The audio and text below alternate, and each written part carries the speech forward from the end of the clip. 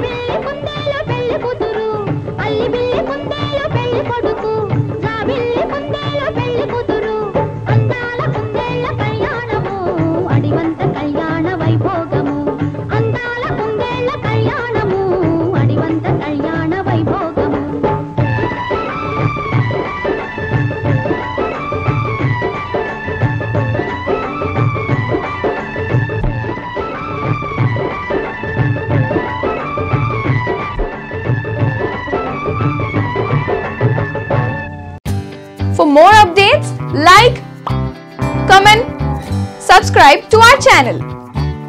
Hey darlings, గంటని click చేయడం మర్చిపోకండి.